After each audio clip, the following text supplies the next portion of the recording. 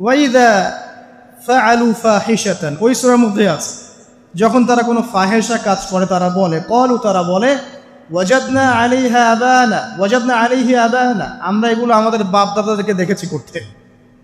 যখন তারা কোনো ফাহেসা কাজ করে তারা বলে, অশ্লীল কাজ করলে বলে, আমরা এগুলো দেখেছি বাপ দাদা পিতৃপুরুষ থেকে করে আসছে।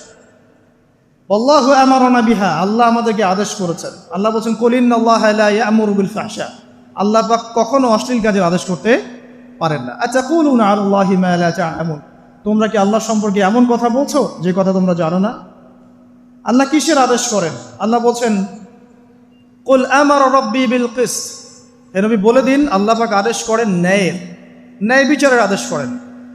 ওয়া আকিমু ওয়ুজুহাকুম ইনদা কুল্লি মসজিদ, এবং প্রত্যেক নামাজের ওয়াক্তে নিজের চেহারাটাকে একনিষ্ঠভাবে আল্লাহর দিকে ফেরাবে, এই আদেশ আল্লাহ পাক করেন। ওয়া আকিমু ওয়ুজুহাকুম ইনদা কুল্লি মসজিদ ওয়াদউহু মুখলিসিনা লাহুদ্দিন, এবং একনিষ্ঠভাবে তোমরা আল্লাহকে ডাকবে, দোয়া করবে, এই আদেশ আল্লাহ পাক করেন। তো আল্লাহ পাক কি অশ্লীল কাজের আদেশ করতে পারেন? ইতিহাস পড়ে দেখেন, আমি নিজে হিস্ট্রির ছাত্র, আপনি পড়ে দেখবেন, পুরো ঐতিহাসিক পটভূমি পড়ে দেখবেন, মানুষ এই ঊনবিংশ শতাব্দী আসার আগে এত অশ্লীল ছিল না। এখনকার বিশ্বে যত সমস্যা চলছে, কয়েকটা বলি, রিবা বা সুদ, জেনা বা উন্মুক্ত যৌনাচার, তারপরে বেপরদামি অশ্লীলতা, 4 নাম্বার আপনার মাদক, ঠিক আছে, 5 যে বড় মহামারী পর্নোগ্রাফি, যত বড় বড় মেজর সমস্যাগুলো চলছে যেগুলো ইয়াং জেনারেশনকে ধ্বংস করে দিচ্ছে, এগুলোর ম্যাক্সিমাম এসেছে কিন্তু পশ্চিম থেকে। খেয়াল করে দেখবেন, এগুলো কিন্তু বাংলাদেশ থেকে আসে নাই, আসছে ভারত থেকে আসছে, পাকিস্তান থেকে আসছে, সাবকন্টিনেন্ট থেকে আসে নাই, এগুলো দেখবেন একটা নির্দিষ্ট জায়গা থেকে আসছে। তো এই কারণেই আমাদের সতর্ক দৃষ্টি রাখতে হবে যে বস্তুবাদী উন্নয়ন সব কিছু নয়। হ্যাঁ, আমরা জিডিপি বাড়ালাম, ইন্ডাস্ট্রিজ গড়লাম, মঙ্গলে চলে গেলাম, চাঁদে গেলাম, ওকে ফাইন, এগুলোর কেউ বিরোধিতা করবে না, এটা ভালো, ন্যাশনকে এগিয়ে নিতে হবে, এটাই এডুকেট তারা এবং এডুকেটেই করতে হবে, কিন্তু নৈতিকতার বিসর্জন দিয়ে নয়। নৈতিকতার বিসর্জন দিয়ে ধর্ম থেকে দূরে চলে এসে নাস্তিকতায় বিশ্বাসী হয়ে আল্লাহকে বাদ দিয়ে, রাসূলকে বাদ দিয়ে এই বস্তুবাদী উন্নয়ন আমাদের পরকালকে বাঁচাতে পারবে না। তো পরকালকে বাঁচিয়ে রেখে আমার দুনিয়াবী উন্নয়ন করতে হবে, এবং দুনিয়ার উন্নয়নটা অবশ্যই জরুরি। সারা বিশ্ব যখন এগিয়ে যাচ্ছে, আমরা কেন পিছিয়ে থাকবো? আমি তো এটাও বলি যে এটা অনেক মাদ্রাসার লাইনে যারা আছেন তারা আমার সাথে একটু বিরোধিতা করেন এই বিষয়ে, কিন্তু আমি নিজেই বলি যে সিলেবাসের মধ্যে পরিবর্তন নিয়ে আসার চেষ্টা করতে হবে। শুধুমাত্র এককেন্দ্রিক শিক্ষায় কেন শিক্ষিত হব?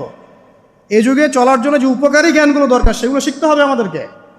আমাদের আইসিটির জ্ঞানের দরকার আছে, আমাদের ইংরেজির জ্ঞানের দরকার আছে, ম্যাথামেটিক্স দরকার আছে, সায়েন্সের দরকার আছে, আমাদের তথ্য প্রযুক্তি জানতে হবে, অর্থনীতির জ্ঞানের দরকার আছে, পলিটিক্যাল সায়েন্সের দরকার আছে, জিও পলিটিক্স দরকার আছে। এগুলো বাদ দিয়ে শুধু যদি আমি মুখস্থ করে যাই, এই জ্ঞানটা আমার কী কাজে দেবে আমাকে বলে? এই কথাটা অনেকে নেগেটিভলি নেয়, কিন্তু আমি আসলে তাদের ব্যাপারে তাদের সাথে তর্ক করতে চাই না। আমি আমার কনসেপ্ট লালন করি, আমি এতটুকুই বলছি। এবং যারা শিক্ষিত মহল আছেন, বুদ্ধিজীবী মহল আছেন, যারা দেশ সম্পর্কে ভাবেন, যাদের নিয়ে ভাবেন, উম্মা নিয়ে ভাবেন, তারা কিন্তু আমার সাথে একমত হবে ইনশাআল্লাহ যে আমরা কিন্তু এই জায়গাটাতে পিছিয়ে পড়তেছি।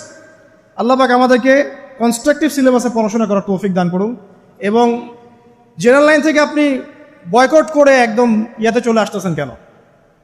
জেনারেল লাইনে পড়েন, আপনার এই জ্ঞানটাকে আপনি ইসলামের কল্যাণে কাজে লাগাতে পারবেন না। সবাইকে কি আলেম হতে হবে? সবাইকে মুফতি হবে, মুহাদ্দিস হবে? অর্থনীতিবিদের দরকার আছে না? পলিটিশিয়ানের দরকার আছে না? ডক্টর ইঞ্জিনিয়ার দরকার আছে না?